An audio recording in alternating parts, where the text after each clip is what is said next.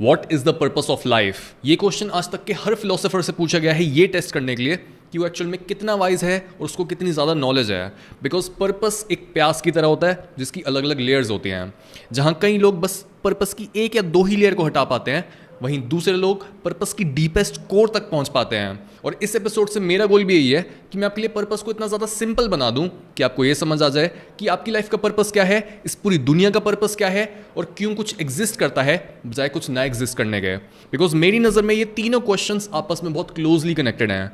आप ये नहीं समझ सकते कि आपकी लाइफ का पर्पस क्या है बिना ये समझे कि इस पूरी दुनिया का क्या पर्पस है। सो सबसे पहले हम बात करते हैं कि पर्पस का मतलब क्या होता है। पर्पस का मतलब होता है किसी भी चीज़ के होने या फिर कुछ करने की वजह।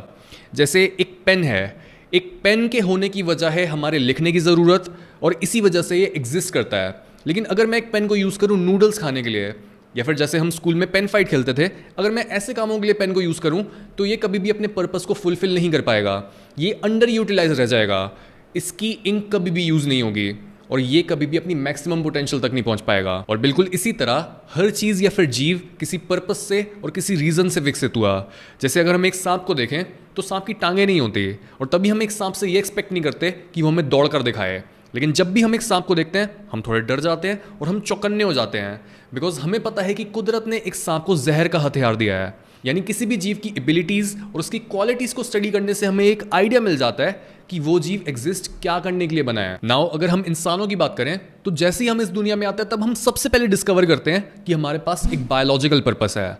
यानी जैसे एक बच्चा इस दुनिया में आता है तब उसे खाना चाहिए होता है, उसे पानी चाहिए होता है, उसे दूध चाहिए होता है। जो भी लोग उसके आसपास हैं उसे उनकी अटेंशन, उनका प्यार चाहिए होता है, वो सेफ फील करना चाहता है। एक बच्चा हमेशा कुछ ना कुछ पकड़ रहा होता है, जो भी उसके आसपास चीज़ होती है वो सोचता है वो चीज़ उसी की है।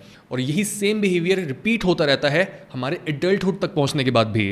बिकॉज एक एडल्ट भी हर चीज़ को बोलता है ये चीज़ मेरी है, वो चीज़ मेरी है।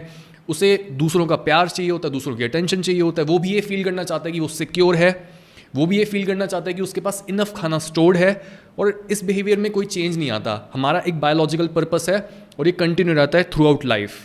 एक और अगर हम लेयर डीप जाएं तो हमें मिलता है हमारा साइकोलॉजिकल पर्पस, जो जुड़ा होता है हमारी सेल्फ एस्टीम, हमारी हैप्पीनेस और हमारी इस फीलिंग से कि हमारी कुछ दुनिया में वैल्यू है। इसके बाद आता है हमारा सोशल पर्पस, यानी हमारे नेबर्स, हमारी सोसाइटी, हमारे रिलेटिव्स, हमारी फैमिली, हमारे फ्रेंड्स, ये सब हमारे बारे में क्या सोचते हैं, हमारी सोशल स्टैंडिंग क्या है और हमारा सोसाइटी में स्टेटस क्या है। क्या हम एक बॉटम रैंकिंग इंडिविजुअल हैं या फिर क्या हमारी रैंक टॉप की है। लेकिन ये तीनों पर्पसेस जो हैं, बायोलॉजिकल, साइकोलॉजिकल और सोशल, इनके साथ प्रॉब्लम ये है कि एक जानवर के पास भी होते हैं। एक जानवर भी मेहनत करता है अपने खाने को ढूंढने के लिए, वो भी रिप्रोड्यूस करता है, वो भी ये फील करना चाहता है कि वो अपनी ट्राइब के बीच रिस्पेक्टेड है और वो एक लो रैंकिंग इंडिविजुअल नहीं है। वो भी सेफ और सिक्योर फील करना चाहता है और ये सारी वो क्वालिटीज नहीं है जो हमें एक इंसान बनाती हैं। इसी वजह से जब हमें ये सारी चीज़ें मिल भी जाती हैं तब भी हमें कहीं ना कहीं ये फील होता है कि कुछ अधूरा है और हमारा पर्पस अभी भी पूरा नहीं हुआ है। जब तक हमें भूख लगी होती है और हमने कुछ खाया नहीं होता तब तक हमें लगता है कि हमारा पर्पस यही है कि हम खाने को ढूंढे हैं। जब तक हमें सक्सेस नहीं मिली होती, हमने पैसा नहीं कमाया होता और हमारी सोसाइटी में रिस्पेक्ट नहीं होती, हमारी कोई सोशल स्टैंडिंग नहीं होती, तब तक हमें लगता है कि हमारा पर्पस यही है कि हम पैसा कमाएं। लेकिन सक्सेस भी हमारी लाइफ का अल्टीमेट पर्पस नहीं हो सकता, बिकॉज सक्सेस रिलेटिव होती है। आप खुद को सिर्फ तभी सक्सेसफुल बोलते हो जब आपके पास दूसरे से ज़्यादा होता है। और ये जो कॉम्पिटिशन की इंस्टिंक्ट होती है हमारे अंदर, ये भी हमारे पास जानवरों से ही आती है। पर अगर हम बारीकी से देखें तो बाकी सारे जानवरों के बीच सिर्फ हमारे अंदर ये क्षमता है कि हम अपनी इन मोटिवेशंस और इन लोअर लेवल पर्पसेस को आइडेंटिफाई कर सकते हैं और इनको खुद पर हावी होने से रोक सकते हैं। अभी आपका शरीर, आपका मन और जो कुछ भी सोसाइटी आपसे एक्सपेक्ट करती है, ये सारी चीज़ें आपको कंट्रोल कर रही हैं। आपका शरीर आपको बताना चाहता है कि बस सोना, खाना और सेक्स ही सच है। आपका मन आपको बताना चाहता है कि बस खुश होना ही सच है और सोसाइटी आपको बताना चाहती है कि बस पैसा ही सच है। हम अक्सर बात करते हैं कि कैसे सोशल मीडिया, बड़ी बड़ी कंपनीज और इन्फ्लुएंसर्स हमें मैनिपुलेट करते हैं और वो किसी तरीके से हमारी सोच के साथ फेरबदल करते हैं ताकि हम उन्हें अपनी अटेंशन दें, उनका कोई प्रोडक्ट खरीदें और बेसिकली हमारे को मैनिपुलेट करने से उनका कोई बेनिफिट हो। लेकिन जब बात आती है हमारे अंदर इन सेम मैकेनिज्म्स की जो हमें मैनिपुलेट करते हैं, तब हम उन्हें आइडेंटिफाई ही नहीं कर पाते। हम समझ ही नहीं पाते कि जब भी हम किसी रेस्टोरेंट में जाते हैं या फिर किसी हम सुपरमार्केट से जा रहे होते हैं और खाने की स्मेल आ जाती है, वो हमें मैनिपुलेट करने के लिए तो होती है, लेकिन हमारे सेंसेस ऐसे होते हैं, वो बोलते हैं कि नहीं, तेरे को एक्चुअल में भूख लगी है और तेरे को कुछ लेना चाहिए। बिल्कुल इसी तरह जब हम ऑनलाइन होते हैं और कोई भी हम डिफरिंग ओपिनियन सुनते हैं किसी का, यानी जो भी हम बिलीव करते हैं कोई इंसान उसके बिल्कुल कुछ ऑपोजिट बोल देता है, तब ऑटोमेटिकली अंदर से एक जंग छिड़ जाती है। हम उनको गालियां देने लगते हैं, गुस्सा करने लगते हैं, बिना ये समझे कि एक्चुअल में रीजन क्या है हमारे गुस्से का। इनफैक्ट दुनिया के 99% लोग कभी खुद कोई चॉइस लेते ही नहीं हैं और उन्हें एक्सटर्नल सर्कमस्टेंसेस, बड़ी ऑर्गेनाइजेशंस, उनकी फैमिलीज, उनकी प्रोग्रामिंग, जो भी उनके अंदर पुराने मैकेनिज्म्स हैं और जो इन्फ्लुएंसर्स बोल रहे हैं, बस यही सारी चीज़ें उनको चॉइस लेने पर मजबूर करती हैं। लेकिन जो इंसान अपनी बुद्धि का इस्तेमाल करता है वो ये आइडेंटिफाई कर पाता है कि जो रैंडम डिज़ायर्स उसके अंदर उठ रही हैं, जो थॉट्स उसके मन में आ रहे हैं, वो ये सब है ही नहीं, और वो खुद को इन सारी रैंडम डिज़ायर्स और लोअर लेवल पर्पसेस से मुक्त कर पाता है। और यही हमारा टॉप फीचर है जो हमें डिफ्रेंशिएट करता है बाकी सारे जानवरों से। और अगर हमारा असली पर्पस है हर नकली पर्पस से मुक्त होना, तो क्या इसका मतलब ये नहीं है कि लाइफ का कोई पर्पस है ही नहीं? There is no purpose of life, क्योंकि एक रेडीमेड पर्पस होने का मतलब ये होता कि आपको प्रोग्रामिंग दी जा रही है और आपको कंडीशन करा जा रहा है। लेकिन हम इस डिस्कशन को इसी पॉइंट पर एंड नहीं कर सकते, बिकॉज अगर लाइफ का कोई पर्पस नहीं है तो पहला क्वेश्चन यही आता है कि फिर मैं क्यों ही कोई काम करूं? क्यों मैं आपको तंग करते हुए हमेशा ये बोल रहा होता हूं कि आपको अपनी मैक्सिमम पोटेंशियल तक पहुंचना ज़रूरी है।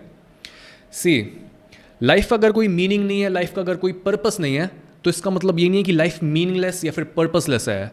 लाइफ अपने आप में ही एक पर्पस है, और लाइफ हमें बोल रही है कि अगर तुम जिंदा हो तो खुलकर जियो। क्या तुम इन छोटे मोटे बंधनों और रैंडम डिजायर्स में फंसे हुए हो? खुद को इनसे मुक्त करो और ये रियलाइज करो कि तुम्हारे ऊपर कोई लिमिट लगी ही नहीं हुई। लाइफ आपको ये समझाना चाहती है कि आपको कोई भी बड़ा काम इसलिए नहीं करना कि सोसाइटी आपसे कुछ एक्सपेक्ट कर रही है, आपके पेरेंट्स आपसे कुछ एक्सपेक्ट कर रहे हैं, और अगर आपने कुछ बड़ा नहीं करा तो दूसरे लोग आपकी रिस्पेक्ट नहीं करेंगे।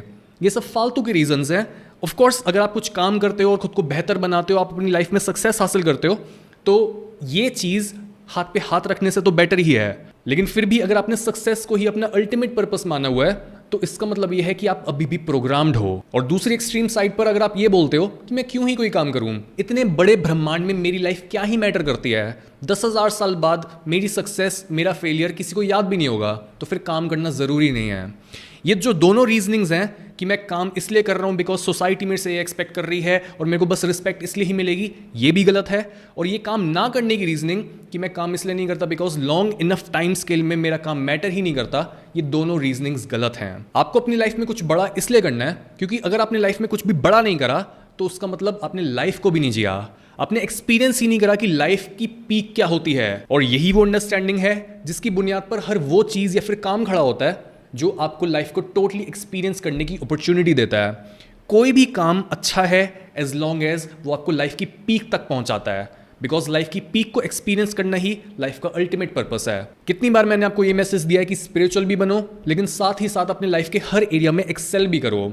सच को भी ढूंढो, लेकिन साथ ही साथ अपनी बॉडी भी बनाओ, सेक्सी भी बनो, पैसा भी कमाओ और दूसरे लोगों की मदद भी करो। बिकॉज अगर आप इस दुनिया में आ गए हो, अगर आप इस गेम का पार्ट बन गए हो, तो क्यों ना आप कोशिश करो इस गेम को जीतने की। इसलिए नहीं क्योंकि गेम को जीतना मैटर करता है, ये मैटर नहीं करता। एक्चुअल में मैटर ये करता है कि आप इस गेम की जीत के थ्रू लाइफ को कितना एक्सपीरियंस करते हो। और जब आपको ये समझ आ जाता है कि आपकी लाइफ का क्या पर्पस है, तो आप इजीली ये भी समझ सकते हो कि इस पूरी दुनिया का क्या पर्पस है। बिकॉज हमारे में और दुनिया में कोई अंतर नहीं है, अंतर सिर्फ हमारी परसेप्शन में, हमारे मन में एग्जिस्ट करता है। लेकिन दुनिया के लिए एक तारे में, एक चींटी में, 2 बूंद पानी में या फिर एक इंसान में कोई अंतर नहीं है। बिकॉज हर चीज़ ही जो भी एग्जिस्ट करती है वो ब्रह्मांड का ही हिस्सा है। अगर हम समय में थोड़ा पीछे जाकर बात करें तो साइंस और स्पिरिचुअलिटी दोनों ही ये बोलते हैं कि दुनिया के पैदा होने से पहले कुछ नहीं था, दुनिया पैदा हुई कुछ नहीं में से।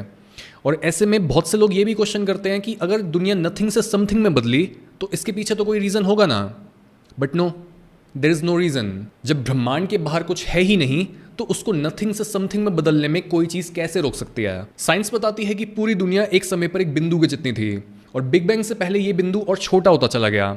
इमेजिन करो कि पूरी दुनिया एक सर्कल के जितनी थी और इस सर्कल का डायमीटर छोटा होता जा रहा था और ये सर्कल उतना छोटा होता चला गया कि एक पॉइंट के बाद सर्कल गायब ही हो गया और उसका डायमीटर फैलकर दुनिया के कोनों तक चला गया। This is how nothing become something. जब भी एक चीज़ एक एक्सट्रीम में चली जाती है तब वो अपने ऑपोजिट एक्सट्रीम को जन्म देती है। यिंग यांग का मतलब यही होता है। इवन हर एंशिएंट कल्चर में एक कॉमन सिंबल को देखा गया है जहां पर एक सांप गोल घूमकर अपनी पूंछ को खा रहा होता है। इस सिंबल को बोला जाता है ओरोबोरस या फिर ओरोबोरस, और इसे आज हम इन्फिनिटी के साइन की तरह यूज़ करते हैं।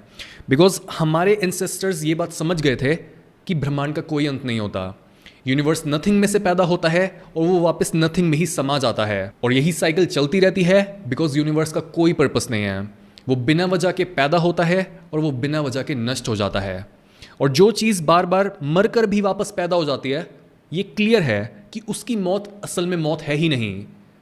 This is why universe is pure life. There is no meaning other than life. अगर आप लाइफ का पर्पस ढूंढ रहे हो तो वो आपको मिलेगा लाइफ को टोटली जीने में। अगर आप प्यार को ढूंढ रहे हो तो वो आपको मिलेगा लाइफ को टोटली जीने में। अगर आप सक्सेस को ढूंढ रहे हो तो वो भी आपको मिलेगी लाइफ को टोटली जीने में। आपकी लाइफ का जो भी क्वेश्चन है, आपकी लाइफ में जो भी प्रॉब्लम है, हर चीज़ का एक ही सॉल्यूशन है, और वो है लाइफ को टोटली जीना।